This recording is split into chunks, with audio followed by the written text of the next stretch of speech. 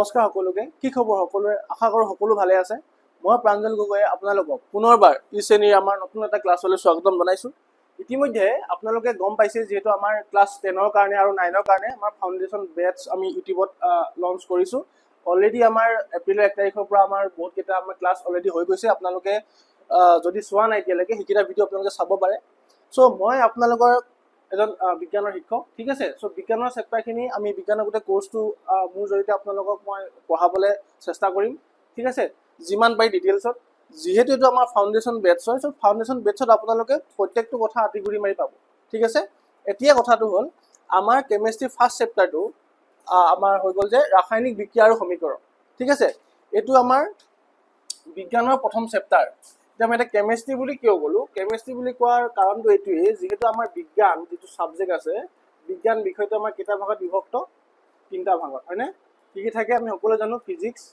Chemistry and কি থাকে biology হয়নে ফিজিক্স কেমিষ্ট্ৰি এন্ড বায়ো থাকে এতিয়া সেই কেমিষ্ট্ৰি পাৰ্টটো ষ্টাৰ্ট হৈছে আমাৰ ক্লাছ 10 ৰ চেপ্টাৰটো হয়নে প্ৰথম চেপ্টাৰটো সো কেমিষ্ট্ৰিত আকৌ আমি তিনটা পাৰ্ট পঢ়িবলৈ পাম ঠিক আছে তিনটা পাৰ্ট পঢ়িবলৈ পাম এটা হ'ল আমাৰ ফিজিক্যাল কেমিষ্ট্ৰি হৈ গ'ল এটা আমি পাম কি অৰ্গেনিক কেমিষ্ট্ৰি এটা আমি পাম ইনঅৰ্গেনিক কেমিষ্ট্ৰি ঠিক আছে এতিয়া এই কেমিষ্ট্ৰি বিষয়ে যেহেতু আমি ডিটেইলছত ফিজিক্যাল অৰ্গেনিক এণ্ড ইনঅৰ্গেনিক গোটেইখিনি আমি ভাগ ভাগকৈ পঢ়িব পাম আমাৰ ক্লাছ 10 ৰ পাছত যেতিয়া আমি হায়াৰ ষ্টাডি কৰিবলৈ যাম কিন্তু তাৰে এটা আমি সম্যক এটা আলোচনা লৈ যাব লাগিব ক্লাছ 10 তে হয় নে নহয় সো তাৰে এটা আৰম্ভণি আমাৰ এই ক্লাছটোত আজি মানে আমি আলোচনা কৰিম যাৰ আমাক নাম দিয়া আছে কি ৰাসায়নিক বিক্ৰিয়া আৰু সমীকৰণ ঠিক আছে chemical reaction and equation so প্ৰথম কথা এই ক্লাছটোত আমি ষ্টাৰ্ট কৰাৰ আগতে আমি জানিব লাগিব যে ক্লাছটোত আমি পঢ়িম কি কি সো অধ্যায়ৰ বিষয়ে আমি আলোচনা কৰিম হয়নে একাধিক বিকল্প প্ৰশ্ন আমি আলোচনা কৰিম এমসিকিউ যত আপোনালোকৰ টপিক ওয়াইজ এমসিকিউ মই দিম সম্ভাৱ্য প্ৰশ্নটো থাকিব যিবিলাক অলৰেডি আপোনালোকৰ কিতাপত যিখিনি প্ৰশ্নটো আছে সেইখিনিটো আমি আলোচনা কৰিমেই সমান্তৰালকে টপিক ওয়াইজ যিখিনি অতিৰিক্ত প্ৰশ্নটো থাকিব পাৰে সেইখিনি আমি প্ৰভাইড কৰিম লগতে থাকিব আপোনালোকৰ প্ৰশ্ন উত্তৰ যিখিনি বৰ্ণনা আমি আনসাৰখিনি প্ৰভাইড কৰি দিম ঠিক আছে ইমানখিনি আমি গম পালো এতিয়া যিসকলে ভিডিওটো ক্লিক কৰিলে চাবৰ কাৰণে সো তেওঁলোকক এটা মই অনুৰোধ কৰিব বিচাৰো যে আপোনালোকে জুনে জুনে চেপ্টাৰটো পঢ়িবলৈ আৰম্ভ কৰিছে এতিয়া মোৰ সমানে তেওঁলোকে এখন কপি ওলাই লওক ঠিক আছে এখন বহি ওলাই লওক বহিখনত মই যি ইম্পৰ্টেন্ট বুলি কৈ যাম সেইখিনি আপোনালোকে নোট ডাউন কৰি যাব ঠিক আছে এতিয়া আপোনালোকৰ যেহেতু ক্লাছ 10 ৰ সাগে বহুতৰে ক্লাছ ষ্টাৰ্ট হলে হয়নে সো আৰু এক বছৰ পাছত আপোনালোকে বোৰ্ড এক্সাম দিব লাগিব সো সময় বহুত বেছি আছে বুলি ভাবিলে নহব হয়নে সো এতিয়াৰ পৰা আমি বস্তুবিলাক আয়ত্ত কৰি যাব লাগিব তেতিয়া আমাৰ পাছত প্ৰবলেম নহয় সো বেছি দেৰি নকৰো ক্লাছটো আমি ষ্টাৰ্ট কৰো প্ৰথম কথাটো হৈ গ'ল আমি চাব লাগিব ফিজিক্যাল চেঞ্জ যেহেতু আমি ইয়াত কেমিক্যাল ৰিঅ্যাকশন এণ্ড ইকুৱেশ্যনৰ বিষয়ে পঢ়িম কিন্তু কেমিক্যাল ৰিঅ্যাকশনৰ কথা জনাৰ আগতে আমি চাব লাগিব যে এটা পদাৰ্থৰ চেঞ্জেছ কেনেকৈ হ'ব পাৰে বা এটা পদাৰ্থৰ চেঞ্জেছ কি ধৰণৰ হ'ব পাৰে প্ৰকাৰ কিমান আমি দুটা পাম physical change and chemical change প্ৰথম কথা ফিজিক্যাল চেঞ্জ যদি আমি চাওঁ ফিজিক্যাল চেঞ্জ মানেনো কি এটা পদাৰ্থৰ যেতিয়া ভৌতিক পৰিৱৰ্তন হ'ব পৰিৱৰ্তন মিন্স এটা অৱস্থাৰ পৰা বেলেগ এটা অৱস্থাত যাব সেইটোকে আমি কি বুলি নাম দিলো ভৌতিক পৰিৱৰ্তন এই ভৌতিক পৰিৱৰ্তন মানে কি যে যিকোনো পদাৰ্থৰ ভৌতিক ধৰ্মৰ পৰিৱৰ্তন হলে তাক ভৌতিক পৰিৱৰ্তন বোলে তে কি ক'লে লাইনটো যে ভৌতিক ধৰ্মৰ পৰিৱৰ্তন হলে ভৌতিক পৰিৱৰ্তন বোলে ভৌতিক ধৰ্ম মানে সাপোজ ইয়াতে আমি চিত্ৰত দেখিছো ফিজিক্যাল চেঞ্জৰ এটা ষ্ট্ৰাকচাৰ এই ছবিখনত কি লিখা কি দেখুৱা হৈছে যে কাঠৰ টুকুৰা এটা এজন মানুহে কাটি আছে এতিয়া এই কাঠৰ টুকুৰাটো কটাৰ পাছত কি হ'ব কাঠে হৈ থাকিব কাঠৰ টুকুৰাটো কটাৰ পাছতো বেলেগ বস্তু হৈ নাযায় হয়নে সাপোজ আৰু অলপ ভালকে বুজিবৰ কাৰণে মই ক'লো এই কাঠৰ টুকুৰাটো কাটি মেলি ধৰি লওক আমি এখন বনাই দিলো চকী ঠিক আছে এখন চকী আমি হাজি উলিয়ালো কাঠৰ টুকুৰাটোৰ পৰা কিন্তু চকীখনত কি লাগি আছে এই কাঠে লাগি আছে হয় নাই এই এনেকুৱা যিবিলাক চেঞ্জ হ'ব তাক আমি কি বুলি ক'ম ফিজিক্যাল চেঞ্জ বা ভৌতিক পৰিৱৰ্তন নেক্সট এই পৰিৱৰ্তনক সাধাৰণতে আগৰ অৱস্থালৈ ঘূৰাই আনিব পাৰি যে আগৰ অৱস্থালৈ ঘূৰাই আনিব পাৰি দ্যাট মিন্স এটোৱে বুজাইছে যে ফিজিক্যাল চেঞ্জত কি হ'ল যে কাঠৰ পৰা চকী হ'ল যে কাঠে ইয়াতো কাঠে হৈ আছে আৰু এটা যদি এক্সাম্পল দিওঁ আগৰ অৱস্থালৈ ঘূৰাই আনিব পৰা যে আমি মমবাতি ব্যৱহাৰ কৰো ঘৰত হয়নে মমবাতি ব্যৱহাৰ কৰো যে মমবাতি যেতিয়া জ্বলি তললৈ গৈ থাকে মমডাল গলি যায় নে নাযায় গলি যায় গলি গলে সেই মমখিনি গলা যিখিনি অংশ গলি যোৱা আমি মমখিনি যদি আমি যদি মানে একত্ৰিত কৰি দিওঁ তাৰ পাছত আমি কি পাম সেই মমে পাম ডেট মিনছ কথাটো কি হ'ল যে আগৰ অৱস্থালৈ ঘূৰাই আনিব পৰা গৈছে কিন্তু ইয়াৰ সম্পূৰ্ণ অপজিট আমাৰ আহি যাব কেমিকেল ৰিয়েকশ্যনত কেমিকেল ৰিয়েকশ্যনত কি হয় আগৰ অৱস্থালৈ ঘূৰাই আনিব নোৱাৰি চ' ভৌতিক পৰিৱৰ্তনৰ বিষয়ে আমি ইয়াতে নপঢ়োঁ ঠিক আছে এই চেপ্টাৰটো আমি কেমিকেল চেঞ্জেছ বা কেমিকেল ইকুৱেশ্যনৰ বিষয়ে আমি বেছিকৈ ফ'কাছ কৰিম যিহেতু চেপ্টাৰটোৰ নামেই কেমিকেল ৰিয়েকশ্যন এণ্ড ইকুৱেশ্যন ঠিক আছে অ'কে এতিয়া আমি চাই ৰাসায়নিক পৰিৱৰ্তন কি হয় যিহেতু ক্লাছ 9ত সকলোৱে পঢ়ি আহিছে এইবোৰ অলপ চলপ ত' মই এবাৰ কৈ দিওঁ ৰাসায়নিক পৰিৱৰ্তন কেমিকেল চেঞ্জেছ হৈ গ'ল যে ৰাসায়নিক ধৰ্মৰ যদি পৰিৱৰ্তন হয় তাক ৰাসায়নিক পৰিৱৰ্তন বোলে এই পৰিৱৰ্তনক কেতিয়াও তাৰ আগৰ অৱস্থালৈ ঘূৰাই আনিব নোৱাৰি মষ্ট ইম্পৰ্টেণ্ট পইণ্ট এইটো মনত ৰাখিব এইটো নোট ডাউন কৰি লওক যে ৰাসায়নিক পৰিৱৰ্তনত যদি হয় তেতিয়া তাক কি হয় আগৰ অৱস্থালৈ পুনৰ ঘূৰাই আনিব নোৱাৰি ছাপ'জ অলপ আগত মই কি লৈছিলোঁ 2-3টা কাঠৰ টুকুৰা এই কাঠৰ টুকুৰাকেইটা যদি মই জ্বলাই দিওঁ ঠিক আছে জ্বলাই দিয়াৰ পাছত জ্বলাই দিলোঁ জুই লগালোঁ জ্বলি গ'ল জ্বলাৰ পিছত কি উৎপন্ন হ'ব ছাই উৎপন্ন হ'বনে এতিয়া ছাইখিনিক আমি কাঠ বুলি ক'ব পাৰিম জানো এতিয়া কাঠৰ টুকুৰাটো হৈ থকাটো নাই এতিয়া ছাই হৈ গ'ল ডেট মিনছ এই ছাইখিনিক আমি আগৰ অৱস্থালৈ পুনৰ ঘূৰাই নিব পাৰিম নে নাই অবভিয়াছলি নোৱাৰোঁ চ' এনেকৈ যিবোৰ পৰিৱৰ্তন হ'ব যিবিলাক চেঞ্জেছ আহিব এইবিলাক আমি কি বুলি ক'ম কেমিকেল চেঞ্জ বুলি ক'ম ঠিক আছে এটা এক্সাম্পল আপোনালোকে চাব পাৰে এই এক্সাম্পলটো মই ভালদৰে বুজাই দিম কেমিকেল ৰিয়েকশ্যনবিলাক হ'ব এনেকুৱা আমি পিছত ভালদৰে বুজিম এইখিনি কথা জাষ্ট মই এটা এক্সাম্পল দিলোঁ ঠিক আছে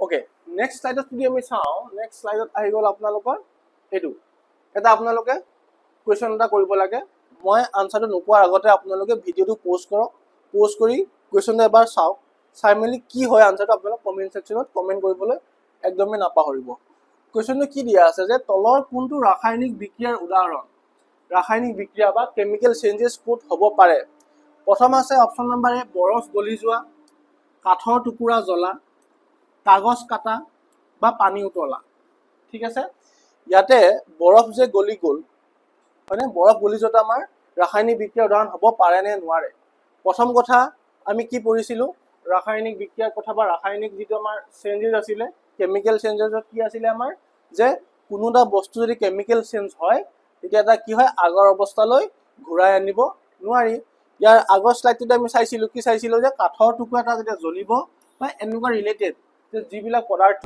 এবাৰ চেঞ্জ হ'লে আকৌ আগৰ অৱস্থাত পুনৰ ঘূৰাই আহিব নোৱাৰে তেনেকুৱা চেঞ্জেছক আমি কি বুলি ক'ম ৰাসায়নিক বিক্ৰিয়া বুলি ক'ম ঠিক আছে বা ৰাসায়নিক পৰিৱৰ্তন বুলি ক'ম কিয় ৰাসায়নিক পৰিৱৰ্তন হ'ব ৰাসায়নিক বিক্ৰিয়া হ'লেহে তাত কি হ'ব ৰাসায়নিক পৰিৱৰ্তন হ'ব হয়নে বিক্ৰিয়া হ'লে কি হ'ব পৰিৱৰ্তন হ'ব হয়নে নাই এতিয়া এইকেইটাৰ ভিতৰত যদি আমি চাওঁ কাগজ কটা পানী উতলা বৰফ গলি যোৱা এইকেইটাৰ ভিতৰত আমাৰ কাৰেক্ট আনচাৰটো আমি কি পাম অপশ্যন নম্বৰ বিটো আমাৰ হ'ব কাৰেক্ট চ' কিমানে শুদ্ধ কৰিব পাৰিলে বাৰু অপশ্যন নম্বৰ বিটো অ'কে নেক্সট শ্লাইডত আমি যাওঁ এতিয়া কিবা এটা বস্তু আমি কি কৰি আছোঁ চেঞ্জ কৰিবলৈ চাইছোঁ ঠিক আছে চেঞ্জ কৰিবলৈ চাইছোঁ বিক্ৰিয়া ঘটাবলৈ চাইছোঁ সেই চেঞ্জেছ যিখিনি আমি প্ৰচেছ কৰিম প্ৰক্ৰিয়াটো কৰিম তাতে ৰাসায়নিক বিক্ৰিয়া হৈছে নে নাই কেনেকৈ জানিম ঠিক আছে আমি যে ক'লোঁ যে কাঠটো কাটি পিনে আমি কি ফাৰ্নিচাৰ বনাওঁ হয়নে চকী বনালোঁ বিচনা বনালোঁ টেবুল বনালোঁ চ' এইবিলাকত কি হয়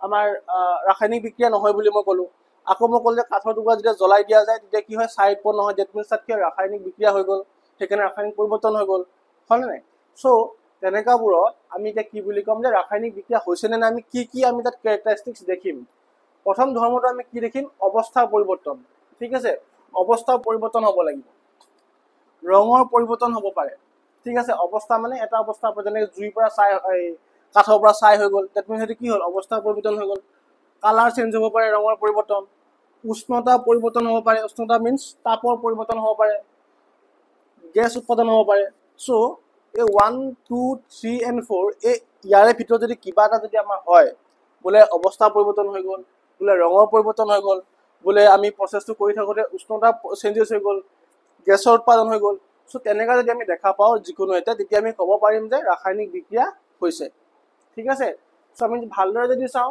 change in temperature the increase or decrease in heat during the reaction সেই ৰিয়েকশ্যনটো চলি থকা সময়ত কি হ'ব পাৰে টেম্পাৰেচাৰটো যিটো উষ্ণতা বাঢ়িব পাৰে বা কমিব পাৰে এইটো চেঞ্জেছত আমি ক'ব পাৰোঁ ৰাসায়নিক বিক্ৰিয়া বুলি চেঞ্জ ইন ষ্টেট যিটো মই অলৰেডি ক'লোঁ the transformation of matter from one phase to another হয়নে এটা অৱস্থাৰ পৰা আন এটা অৱস্থাত যাব evolution of gas, the release of gas bubbles during the ৰিয়েকশ্যনটো চলি থকা সময়ত কি হ'ব, গেছ বাবুল আহিব পাৰে। ঠিক আছে। Change in colour, the alternation of the indicating a new substance. যদি বেলেগ কালাৰ মানে চেঞ্জ হৈ গ'ল, বোলে এইটো আছিলে গ্ৰীণ কালাৰ, কেমিকেল চেঞ্জ যেতিয়া হৈ গ'ল, তেতিয়া আহি পেলাই গ'ল ধৰি লওক হোৱাইট কালাৰ, তেতিয়া আমি গম পাম যে এইটো কি হ'ব, কেমিকেল চেঞ্জে হৈ গ'ল। ঠিক আছে। তেনেদৰে আমি গম পাম ৰাসায়নিক বিক্ৰিয়া হৈছে নে নাই হোৱা। গম পালে এতিয়া? এইটো মষ্ট ইম্পৰ্টেণ্ট, এইটো আপোনালোকে নোটত এড কৰি দিয়ক যে ৰাসায়নিক বিক্ৰিয়া এটা হ'বৰ কাৰণে আমাক কি কি বৈশিষ্ট্য লাগিব, এই চাৰিটা বৈশিষ্ট্য লাগিব। ঠিক আছে। অৱস্থা পৰিৱৰ্তন, ৰঙৰ পৰিৱৰ্তন, উষ্ণতা পৰিৱৰ্তন আৰু গেছৰ উৎপাদন। মষ্ট ইম্পৰ্টেণ্ট এইকেইটা। ঠিক আছে। অ'কে, নেক্সট এইখিনিতো অলৰেডি আমি চালোঁ। এতিয়া আমাৰ NCERT বুকত এটা এক্সাম্পল আছে আপোনালোকৰ, খুব ধুনীয়া এক্সাম্পল। তাতে কি কৰিছে, এইটো প্ৰেক্টিকেল লেবত কৰা এটা প্ৰেক্টিকেল হয় একচুৱেলি। চ' ইয়াতে কি লৈছে, এটা গেছ বাৰ্ণাৰ লৈছে। ঠিক আছে। এইটো হ'ল বাৰ্ণাৰ, যিফালেদি আমাৰ জুই ওলাব। কি কি বস্তু লৈছে, গেছ বাৰ্ণাৰ লৈছে আৰু এটা চেপেনা লৈছে। ঠিক আছে।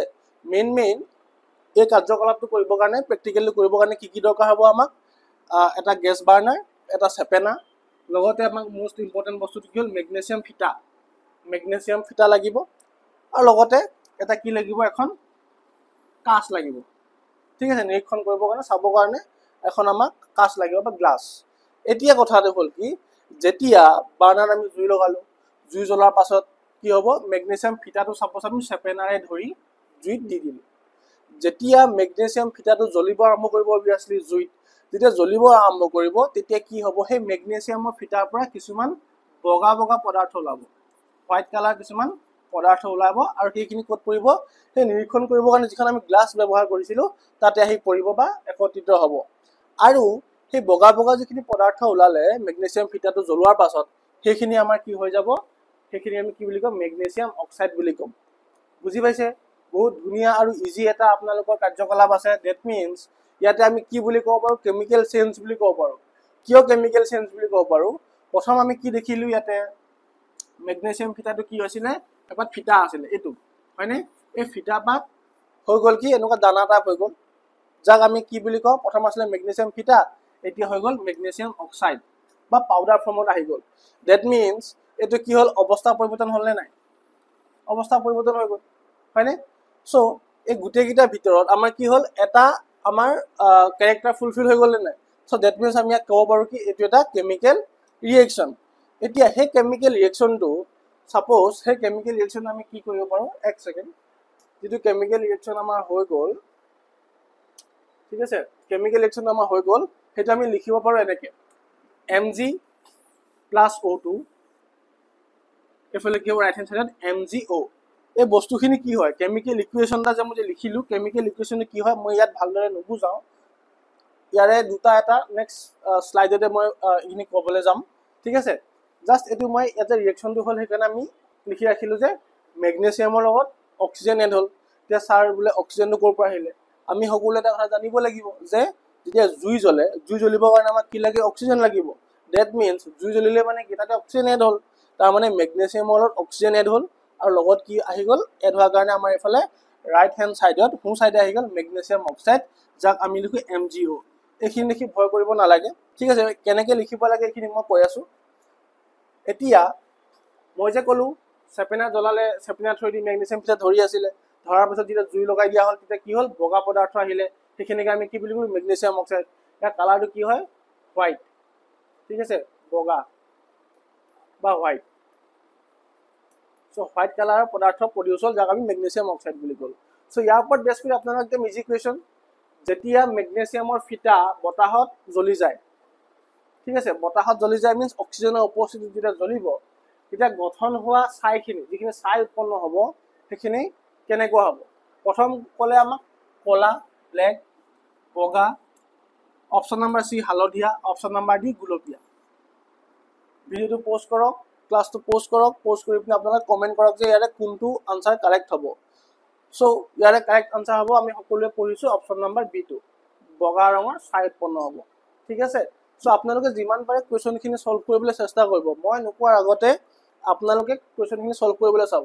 তো আমি কি কৰিছোঁ, এটা টপিক পঢ়িছোঁ, এই টপিকটোৰ পৰা উদ্ভাৱন হ'ব পৰা যিকেইটা অতিৰিক্ত প্ৰশ্ন হ'ব পাৰে, সেইকেইটা আমি লগতে এড কৰি গৈছোঁ। চ' তেতিয়া আপোনালোকৰ কিবা সুবিধা হ'ব, হয়নে? ওকে, নেক্সট এই যে মই অলপ আগত লিখিলোঁ এইটো যে লিখিলোঁ Mg+O2 MgO, এইটোক আমি কি বুলি কওঁ? এইটো আমি কি বুলি ক'ম দেখি আমি গম পাইছোঁ ৰাসায়নিক সমীকৰণ বা কেমিকেল ইকুৱেশ্যন। এতিয়া এই বস্তুটো কি হয় একজেক্টলি? ৰাসায়নিক সমীকৰণ মানে কি? হয়নে? এটা আমি চাম এতিয়া ৰাসায়নিক সমীকৰণ কি হয়। এটা সমীকৰণ লিখা আটাইতকৈ সহজ উপায়টো হ'ল শব্দ সমীকৰণৰ আকাৰত। ডেট মিনছ আমি যে সেই ৰিয়েকশ্যনটো যে হ'ল কিহৰ দ্বাৰা কি এড হয় কি উৎপন্ন হ'ল সেইটো বুজাবৰ কাৰণে আমি কি ইউজ কৰিম? সমীকৰণ ইউজ কৰিম। ঠিক আছে, এতিয়া সমীকৰণ ইউজ কৰিম ঠিকেই। সমীকৰণটো ইউজ কৰাৰ লগতে কি আমি পদাৰ্থ এড কৰিছিলোঁ? মেগনেছিয়াম প্লাছ অক্সাইড বা অক্সিজেন আমি এড কৰিছিলোঁ। এফালে কি হ'ব? Magnesium oxide. চ' ইয়াৰ পৰা আমি কি বুজিব? শব্দ সমীকৰণ, য'ত আমি শব্দ ইউজ কৰিছোঁ। মেগনেছিয়ামৰ কাৰণে magnesium oxide, that means O2 লৈছিলোঁ ন, O2 কাৰণে অক্সাইড আহি গ'ল, এফালে আহি গ'ল মেগনেছিয়াম অক্সাইড। চ' শব্দ লিখিছোঁ, শব্দ ইউজ কৰিছোঁ। চ' সহজ উপায়টো কি হ'ল আমাৰ?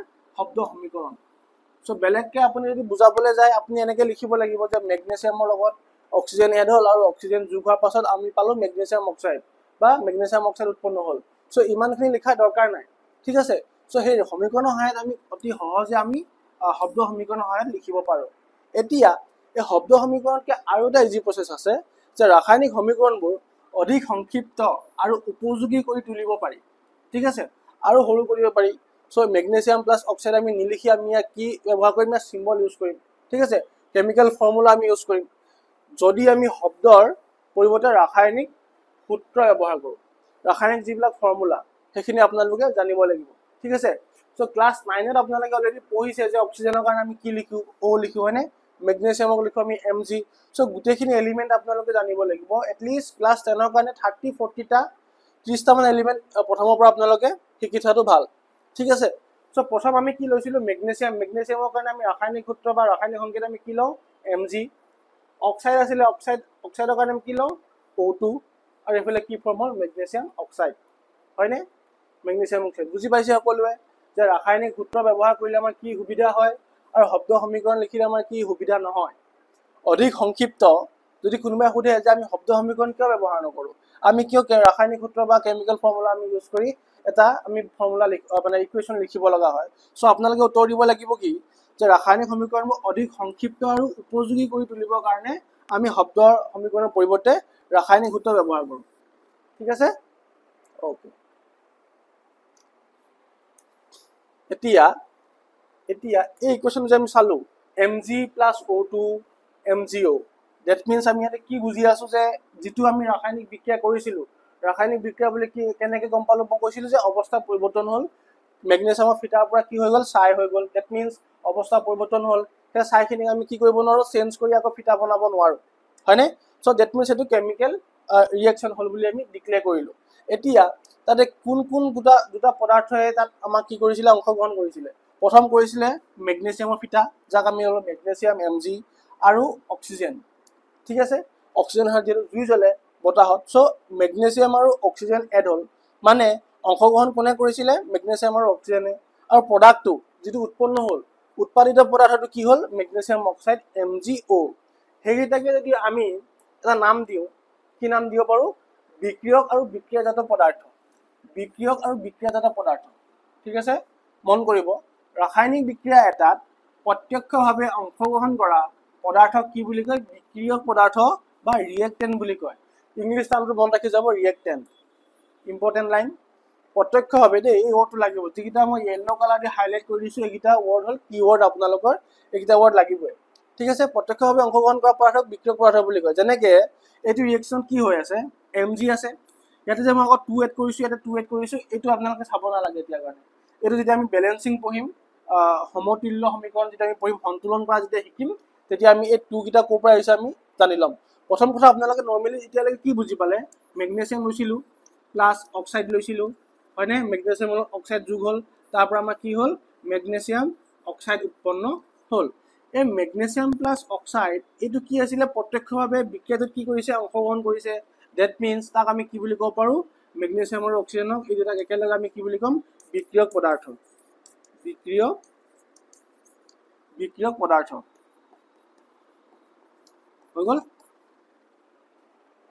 আলটিমেটলি এইটো কি আমি জেনেৰেলি কোনফালে থাকে বিক্ৰিয়ক পদাৰ্থখিনি লেফ্ট হেণ্ড ছাইডত বাওঁ পক্ষত থাকে ঠিক আছে বাওঁহাতে কি থাকিব ৰিয়েক্টেণ্ট থাকিব বা বিক্ৰিয়ক পদাৰ্থ থাকিব আকৌ ৰাসায়নিক বিক্ৰিয়া এটাত ফলাফল হিচাপে নতুনকৈ উৎপন্ন হোৱা পদাৰ্থবোৰক কি বুলি কয় বিক্ৰিয়াজাত পদাৰ্থ বুলি কোৱা হয় ইয়াতে ফলাফল কি পালো Mg আৰু O2 এড কৰি আমি কি পালো MgO মেগনেছিয়াম অক্সাইড পালো সো মেগনেছিয়াম অক্সাইড ইয়াৰ কি হয় এটা ফলাফল হয় সেই ফলাফলটো আমি কি বুলি নাম দিলো বিক্ৰিয়াজাত পদাৰ্থ এই MgO আমি কি বুলি ক'ব পাৰো বিক্ৰিয়াজাত পদাৰ্থ বিক্ৰিয়াজাত পদাৰ্থ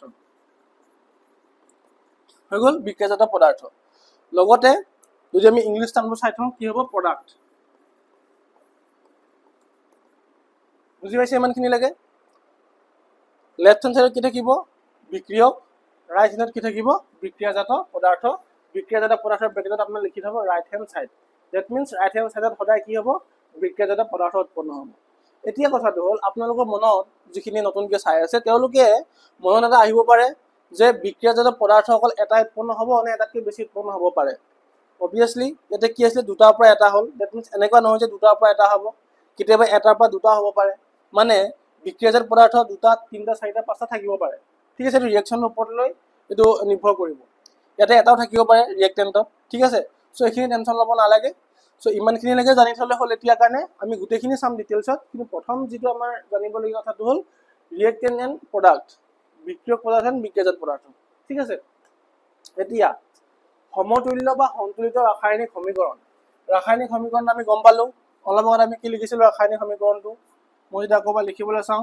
মেগনেছিয়াম প্লাছ অক্সাইড কি পাইছিলোঁ MgO ঠিক আছে মেগনেছিয়াম প্লাছ অক্সাইড এড কৰি আমি কি পালোঁ MgO মেগনেছিয়াম অক্সাইড এই হেৰিটো যিটো আমাৰ সমীকৰণ আছে সমীকৰণটো সমতুল্য বা সন্তুলিত হৈ আছেনে নাই এতিয়া সমতুল্য বা সন্তুলিত হৈ আছেনে নাই বুলি যে মই কৈ আছোঁ সমতুল্য বা সন্তুলিত মানেনো কি সেইটো আমি জানিব লাগিব তাৰপিছত আমি ক'ব পাৰিম হয়নে নাই যে সমতুল্য হৈ আছেনে নাই প্ৰথম কথা ৰাসায়নিক সমীকৰণত বিক্ৰিয়ক পদাৰ্থ এইকেইটা বিক্ৰিয়ক পদাৰ্থ হয়নে Mg আৰু O2 এইটো আমি চিনি পালোঁ আৰু বিক্ৰিয়াজাত পদাৰ্থৰ মুঠ ভৰ ইহঁতৰ মুঠ ভৰৰ কথা কৈ আছে আৰু মুঠ পৰমাণু সংখ্যা যদি সমান হয় ঠিক আছে তাক সমতুল্য বা সন্তুলিত ৰাসায়নিক সমীকৰণ বোলে মানে পৰমাণু সংখ্যা সমান হ'ব লাগিব বা ভৰটো সমান হ'ব লাগিব পৰমাণু সংখ্যা মানে কি এটা যদি আমি ভালদৰে মন কৰোঁ যিটো আমাৰ বিক্ৰিয়ক পদাৰ্থ আছিলে যিয়ে বিক্ৰিয়াত অংশগ্ৰহণ কৰিছিলে কোনে কৰিছিলে অক্সাইড দ্যাট মিন্স O2 মানে ইয়াত অক্সিজেন কেইটা আছে অক্সিজেন দুটা আছে আৰু ঠিক যদি আমি এফালে চাওঁ অক্সিজেন কেইটা আছে এটাহে আছে হয়নে নাই সো অক্সিজেন দুটা আছে এফালে আছে এটা দ্যাট মিন্স এইটো কি হৈ আছে সন্তুলিত হোৱা নাই মানে left hand side equal to right hand side হ'ব লাগিব প্ৰথম কথাটো এইটো বাওঁ পক্ষ ইকুৱেল টু সোঁ পক্ষ হ'ব লাগিব বাওঁ পক্ষত এফালে দুটা আছে এফালে আছে এটা এইটো আনবেলেঞ্চ হৈ আছে সমান হোৱা নাই সো আমাৰ কামটো হ'ল কি সমান কৰিব লাগিব সমতুল্য কৰিব লাগিব ঠিক আছে প্ৰথম কথা অক্সিজেন দুটা আছে ইয়াত আছে এটা যদি আমি 2 এটা যদি মাল্টিপ্লাই কৰি দিওঁ 2 এটা যদি আমি এড কৰি দিওঁ 2 এটা মাল্টিপ্লাই কৰি দিলোঁ তেতিয়া কি হৈ যাব অক্সিজেন দুটা হৈ যাব মানে এই টুটো ক'ত আছে অক্সিজেনৰ লগতো আছে এই টুটো কাৰ লগত আছে Mg লগতো আছে ভালদৰে চাব দেই এইখিনি 2 এটা যে মই এড কৰিলোঁ কাক চাই মই 2 এটা এড কৰিলোঁ প্ৰথম মই চালোঁ যে অক্সিজেন দুটা আছে ইয়াতে অক্সিজেন দুটা আছে মিন্স ইয়াতে এটা আছে বুলি আমি দুটা কৰিব লাগিব দুটা আমি ডাইৰেক্ট ইয়াত কৰিব নোৱাৰোঁ আমি ইয়াত 2 এটা মাল্টিপ্লাই কৰিব লাগিব 2 এটা যেতিয়া আমি মাল্টিপ্লাই কৰিম সেইটোতো অক্সিজেনৰ লগতো মাল্টিপ্লাই হ'ব সেইটোতো Mg লগতো বা মেগনেছিয়ামৰ লগতো মাল্টিপ্লাই হ'ব এতিয়া ইয়াতে অক্সিজেন দুটা হৈ গ'ল মেগনেছিয়াম দুটা হৈ গ'ল ঠিক আছে এফালে আমি যদি লেফ্ট হেণ্ড সাইডে চাওঁ বাওঁহাতে অক্সিজেন কিমান আছিলে দুটা আৰু এতিয়া ফাইনেলি এফালে কি হ'ল অক্সিজেন দুটা হৈ গ'ল মানে এই টুটো ইয়াত আহি গ'ল মানে 2 মাল্টিপ্লাই হৈ গ'ল অক্সিজেন দুটা হৈ গ'ল ঠিক আছে আকৌ যদি আমি চাওঁ মেগনেছিয়াম কিমান হৈ গ'ল দুটা আৰু এফালে কি হৈ আছে মেগনেছিয়াম এটা আকৌ এটা আনবেলেঞ্চ হৈ গ'ল গোটেইকেইটা আমি বেলেঞ্চ কৰিব লাগিব দুপক্ষত সো ইয়াতে যদি মই এটা 2 এড কৰি দিওঁ ঠিক আছে ইয়াতে যদি মই 2 এড কৰি দিওঁ এতিয়া কি হ'ব এফালে দুটা Mg হৈ গ'ল এফালে দুটা Mg এফালে দুটা অক্সিজেন এফালে দুটা অক্সিজেন দ্যাট মিন্স আমি কি ক'ব পাৰোঁ 2Mg plus O2 equal to এফালে কি হ'ব 2MgO এইটো হ'ল আমাৰ সমতুল্য সমীকৰণ সমতুল্য সমীকৰণ বুজি পাইছেনে একদমেই ইজি বহুত বেছিক বস্তু আছিলে এইটো কনচেপ্টটো একেই ৰিয়েকশ্যনবোৰ আপোনালোকে বেলেগ বেলেগ পাব কিন্তু কনচেপ্টটো একেই যিমানটো আপোনাৰ বেলেঞ্চ হোৱা নাই সিমানটো আপোনালোকে মাল্টিপ্লাই কৰি দুইফালে মিলাব লাগিব মানে কথাটো সেইটোৱেই ঠিক আছে আৰু এটা আমাৰ এক্সাম্পল আছে এইটো আমি ভালদৰে বুজিম নেক্সট শ্লাইডত বুজিম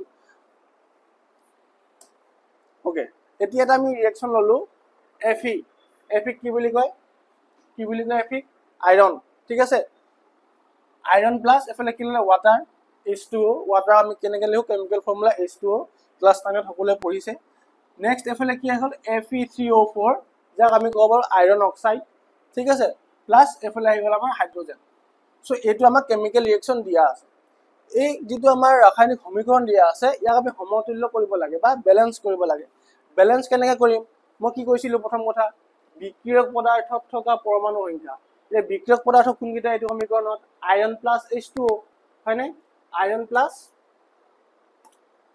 প্লাছ কি H2O হয়নে নহয় আইৰণ প্লাছ H2O এইকেইটা হ'ল বিক্ৰিয়ক পদাৰ্থ আৰু বিক্ৰিয়াজাত পদাৰ্থ উৎপাদিত সামগ্ৰী কি পালোঁ আমি Fe3O4 iron oxide plus hydrogen that means এইকেইটা কি হ'ল বিক্ৰিয়াজাত পদাৰ্থ এইকেইটা কোনফালে থাকিব ৰাইট হেণ্ড ছাইডত আৰু এইফালে কি থাকিব লেফ্ট হেণ্ড ছাইডত বিক্ৰিয়ক পদাৰ্থ অলৰেডি আমি শিকিলোঁ এতিয়া ইয়াত পৰমাণু কিমান আছে আমি সেইটো চাম বিক্ৰিয়ক পদাৰ্থ থকা পৰমাণুৰ সংখ্যা ইয়াতে যদি আমি চাওঁ যিটো মই অলপ আগত শিকাই আহিলোঁ ইয়াতে আইৰণ কিমান আছে লেফ্ট হেণ্ডত আইৰণ যদি আমি মৌল বা এলিমেণ্টৰ নাম চাওঁ আইৰণ কিমান আছে ইয়াতে এটা হয়নে এটা আছেনে নাই আইৰণ চাওকচোন আইৰণ আছে এটা হয়নে অবভিয়াছলি আমি এটা আইৰণ লিখি আছোঁ হয় নেক্সট এইফালে H2 কিমান আছে হাইড্ৰজেন আমি লৈছোঁ হাইড্ৰজেন কিমান আছে হাইড্ৰজেন দুটা ল'লোঁ হৈ গ'ল অক্সিজেন কিমান আছে লেফ্ট চাইডে এটা লিখিলোঁ বুজি পাইছে লেফ্ট হেণ্ড চাইডত যিকেইটা এলিমেণ্ট আছে যিকেইটা মৌল আছে সেইকেইটা লিখিলোঁ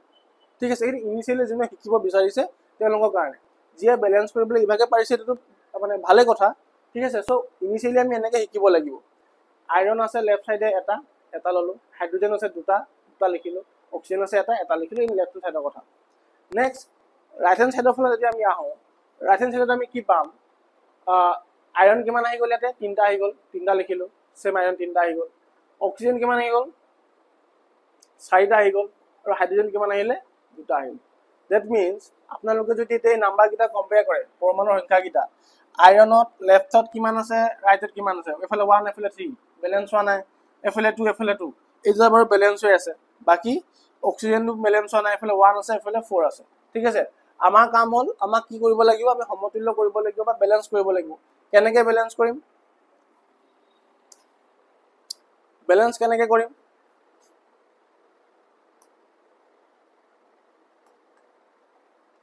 এক সেকেন্ড ওকে এইটো যেতিয়া বেলেঞ্চ কৰিবলৈ হ'ব আমাৰ আমি প্ৰথম চাব লাগিব যে আইৰণত ৰিয়েকশ্যন এবাৰ লিখি লওঁ ঠিক আছে ৰিয়েকশ্যন এবাৰ লিখি লওঁ ইয়াতে লিখিব পাৰিম ওকে ইয়াতে আইৰণ আছে এটা এফালে আছে আইৰণ কিমান তিনিটা চ' ইয়াতে আমি যদি এড কৰিম কিমান যদি আমি 3 এড কৰি দিওঁ হ'লে 3 এড কৰিলে কিমান হ'ব আইৰণ 3 এড কৰি দিলে আইৰণ কেইটা হ'ব এফালে তিনিটা হৈ গ'ল আৰু এফালে কেইটা হ'ব তিনিটা আইৰণটো বেলেঞ্চ হৈ গ'ল নেক্সট এইফালে যদি আমি চাওঁ হাইড্ৰজেন কেইটা আছে দুটা এফালে আছে দুটা ইয়াতে প্ৰব্লেম নাই প্ৰব্লেম ক'ত হৈছে অক্সিজেনৰ লগত হয়নে অক্সিজেনৰ লগত প্ৰব্লেম হৈ আছে এতিয়া অক্সিজেনৰ লগত আমি এইফালে চাৰিটা আছে আমি ইয়াতে কেইটা দিম অক্সিজেন এটা যদি 4 টা সাপোজ আমি এড কৰি দিলোঁ 4 টা সাপোজ এড কৰি দিলোঁ 4 টো এড কৰি দিলে কি হ'ব আপোনাৰ 4 × 2 কিমান হ'ব 4 × 2 = 8 হ'ব এফালে কিমান হ'ব হাইড্ৰজেন দুটাহে আছে আমি এফালে কি কৰি দিম এটা 4 এড কৰি দিম বুজি পালেনে কথাটো বুজি পাইছেনে আকৌ বা চাওক এতিয়া 3 4 4 যে মই লিখিলোঁ কেনেকৈ লিখিলোঁ চাওক এফালে যদি আমি চাওঁ এতিয়া লেফ্ট হেণ্ড ছাইডত এইটো সমতুল কৰাৰ পাছত আইৰণ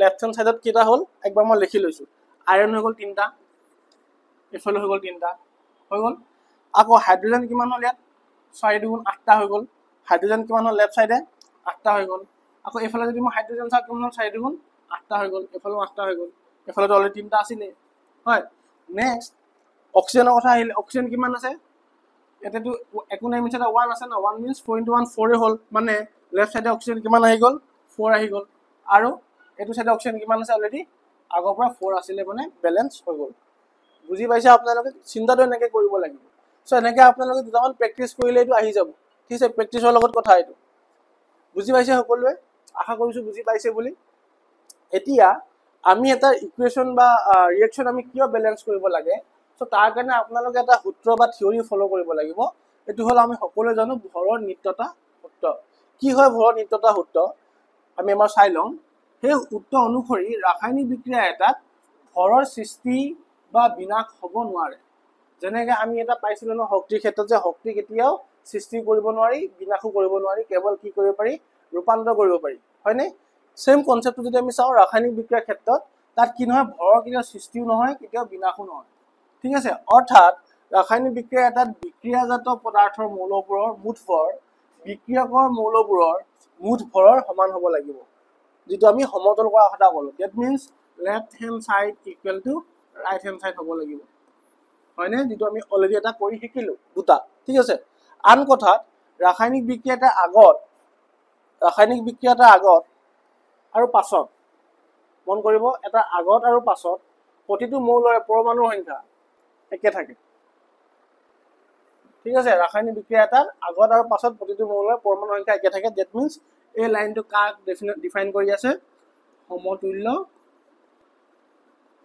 ৰাসায়নিক সমীকৰণ সমতুল্য ৰাসায়নিক সমীকৰণ হৈ থাকিলেহে আগত আৰু পাছত কি হ'ব পৰমাণুৰ সংখ্যা একে থাকিব হয়নে সমতুল্য ৰাসায়নিক সমীকৰণ বুজি পাইছে সকলোৱে সো ইয়াতে যদি আমি এটা চাওঁ নৰ্মেলি আমি কি লওঁ হাইড্ৰোজেন প্লাস অক্সিজেন হৈ গ'ল কি পাম আমি H2O এটা আমি সকলোৱে জানো এফালে যদি আমি চাওঁ হাইড্ৰোজেন আছে দুটা এফালে দুটা অক্সিজেন আছে দুটা এফালে আছে সৰি এফালে আছে এটা এফালে আছে দুটা সো ৰাইট যদি আমি এটা 2 এড কৰি দিও অক্সিজেন হৈ গ'ল 2 ইয়াত হৈ গ'ল 2 হাইড্ৰোজেন কিমান হ'ব 2 * 2 4 হৈ গ'ল দ্যাট মিন্স এটা আমি 2 এড কৰি দিও 2 * 2 4 এটা যদি আমি পুনৰ ব্যালেন্স কৰি চাওঁ হাইড্ৰোজেন আছে 4টা এফালে আছে 4টা হল অক্সিজেন আছে দুটা এফালে অক্সিজেন আছে কিমান দুটা এটো লিখিলো কাৰ্বনৰ কাৰণে যদি আমি চাওঁ C + O2 carbon + oxygen equal কিমান হ'ব এফালে কাৰ্বন ডাই অক্সাইড ইয়াতে কি আছে CO2 হৈ গ'ল অক্সিজেন দুটা আছে ইয়াত দুটা আছে কাৰ্বন এটা আছে কাৰ্বন এটা আছে এইটো কি হয় ব্যালেন্স হৈ আছে যদি এটো ব্যালেন্সতে হয় ঠিক আছে এটা ব্যালেন্স কৰিব দৰকাৰ নাই আপুনি মিলাই চাব পৰমাণু সংখ্যা সেম আছে নে নাই লেফট এন্ড ৰাইটত যদি লেফট হ্যান্ড সাইড আৰু ৰাইট হ্যান্ড সাইডত সেম থাকে তেন্তে এটো সমতুল কৰা দৰকাৰ নাই কিছুমান তেনেকৈ সমতুল হৈয়ে থাকে এতিয়া কথাটো হ'ল এটা কোৱেশ্চন আপোনালোকে কৰি চাওক চেষ্টা কৰক দেই নিজে মই কোৱালে ৰখি নাথাকিব যিমান পাৰে নিজে কৰিবৰ কাৰণে চাওক আৰু কমেন্টত লিখক ৰাসায়নিক সমীকৰণৰ বিষয়ে তলৰ কোনটো সত্য ই সদায় সন্তুলিত হ'ব লাগিব সদায় সন্তুলিত হ'ব লাগিব মনত ৰাখিব অপচন নম্বৰ এ সৰলতাৰ বাবে ই অসন্তুলিত হ'ব পাৰে আনবেলেন্সড সমীকৰণত কেৱল বিক্ৰিয়াকাৰী দ্ৰব্যহে লিখিব লাগে বিক্ৰিয়াকাৰী মানে যেটা বিক্ৰিয়াত অংশগ্ৰহণ লয় দ্যাট মিন্স যদি মই লওঁ কাৰ্বন + অক্সিজেনহে লিখিব লাগে বুলি এটো লিখিলে ৰাসায়নিক সমীকৰণটা হ'ব জানো নহব সমীকৰণত কেৱল উৎপাদিত সামগ্ৰীহে লিখিব লাগে অনলি CO2 লিখিলে হ'ব জানো ইয়াৰ পৰা যি হ'ব CO2 এটো কি হ'ব উৎপাদিত সামগ্ৰী অকল এটো লিখিলেও নহব দুটাই লিখিব লাগিব দ্যাট মিন্স C আৰু D টো কি হ'ব আমাৰ এলিমিনেট হৈ গ'ল ৰং হৈ গ'ল সৰলতাৰ বাবে কি অসন্তুলিত হ'ব পাৰে আমি অলপ আগত কি পঢ়িলো যে ৰাসায়নিক বিক্ৰিয়া এটা বা সমীকৰণ এটা লিখিবৰ কাৰণে আমি কি কৰিব লাগিব সমতুল হ'বই লাগিব ঠিক আছে সমতুল যদি হ'ব লাগে সদায় কি হ'ব লাগিব সন্তুলিত হ'ব লাগিব দ্যাট মিন্স অপচন নম্বৰ এ টো আমাৰ কি হ'ব কাৰেক্ট হ'ব পাৰিছে নে সকলোৱে কৰিবৰ কাৰণে শুদ্ধ উত্তৰ দিব পাৰিছে নে নাই সকলোৱে এতিয়া প্ৰেক্টিছৰ কাৰণে মই কেইটামান দিলো ঠিক আছে কিমান প্ৰেক্টিছৰ কাৰণে আপোনালোকে চাওক কৰি চাওক মেগনেছিয়াম + O2 অলৰেডি মই কৰি দিয়া আছে next iron + sulphur iron react with sulphur নামকেইটা চাই থব হা iron react with sulphur sulphur কিহৰ দ্বাৰা বুজায় এছৰ দ্বাৰা আইৰনক কিহৰ দ্বাৰা বুজায় Fe দ্বাৰা হৈ গ'ল টু ফৰ্ম কি কৰিলে FeS FeS বুলি আমি নপঢ়ো আমি কি বুলি পঢ়িম আইৰন সালফাইড বুলি পঢ়িম FeS আমি কি বুলি পঢ়ো লিখিম FeS পঢ়িম কেনেকৈ আইৰন সালফাইড বুলি ঠিক আছে এটো যদি আপোনালোকে চাই ব্যালেন্স কৰিব লাগিব জানো নালাগে কাৰণ এফালে আইৰন এটা আছে এফালে আইৰন এটা আছে এফালে সালফাৰ এটা আছে এফালে সালফাৰ এটা আছে that means he already balance হৈ আছে ঠিক আছে নেক্সট আমি থাৰ্ডটো যদি আমি চাওঁ hydrogen + chlorine equal to HCl hydrogen আমি লিখো জানো আমি H2 react with chlorine chlorine আমি কেনেকৈ লিখো Cl2 ফৰ্ম হাইড্ৰোজেন ক্লোৰাইড ঠিক আছে হাইড্ৰোজেন ক্লোৰাইড HCl এতিয়া এই HCl যে ফৰ্ম হ'ল, এতিয়া আমি চাম ইয়াত হাইড্ৰজেন কিমান আছে। হাইড্ৰজেন দুটা আছে, এফালে এটা আছে, ক্লৰিন দুটা আছে, এফালে এটা আছে। দ্যাট মিনছ এইটো কি হৈ আছে, আনবেলেঞ্চ হৈ আছে। যদি বেলেঞ্চ আমি কৰি দিওঁ কি হ'ব, এফালে এটা যদি আমি 2 এড কৰি দিওঁ, আনচাৰটো মই লিখি দিছোঁৱেই, 2 এটা যদি চাপ'জ মই এড কৰি দিলোঁ 2 দ্যাট মিনছ ইয়াত কি হ'ল, হাইড্ৰজেন দুটা হৈ গ'ল আৰু কি হ'ল, ক্লৰিন দুটা হৈ গ'ল, ক্লৰিন দুটা হৈ গ'ল, হাইড্ৰজেন দুটা হৈ গ'ল, যিটো অলৰেডি আছিলে। দ্যাট মিনছ এইটো কি হ'ল, left hand and right hand চাইডে কি হ'ল, বেলেঞ্চ হৈ গ'ল। ঠিক আছে, নেক্সট আৰু দুটামান চাওঁ। Zinc plus HCl।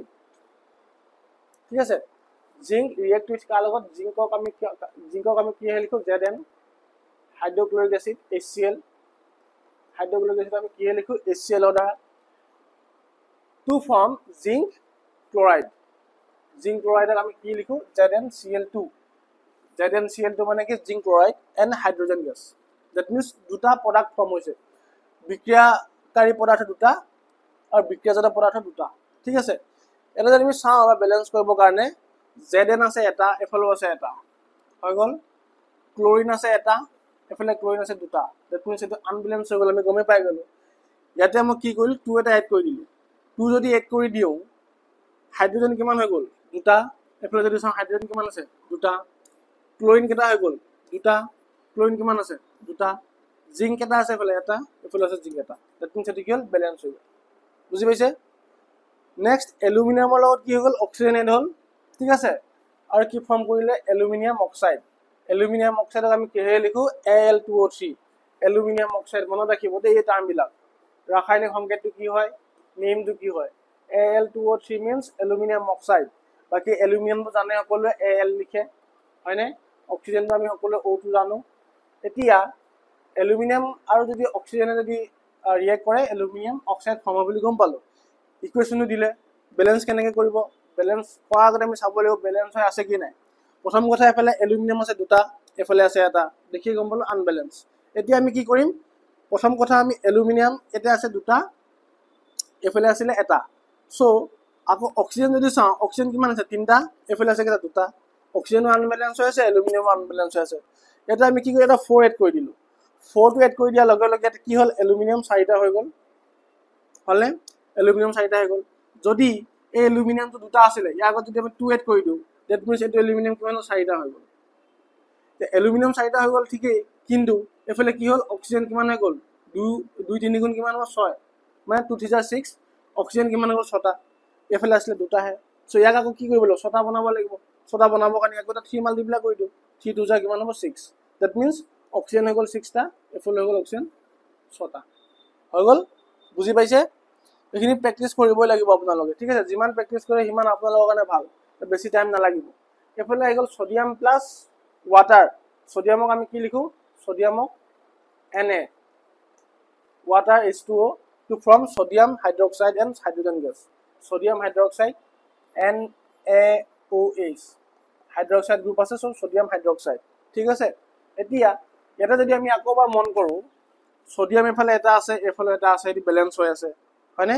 অক্সিজেন আছে এটা, এফালেও আছে এটা। হাইড্ৰজেন আছে দুটা, এফালে আছে কেইটা, এটা, দুটা, তিনিটা। দুটা হাইড্ৰজেন, এফালে এটা হাইড্ৰজেন, তিনিটা হ'লনে নাই? চ' তিনিটা হাইড্ৰজেন হোৱাৰ কাৰণে আমি কি কৰিব, বেলেঞ্চ কৰিব লাগিব। যদি ইয়াত মই 2টা দি দিলোঁ, ছাপ'জ 2টা দি দিয়াৰ কাৰণে কি হৈ গ'ল, হাইড্ৰজেন হৈ গ'ল 4টা, হয়নে?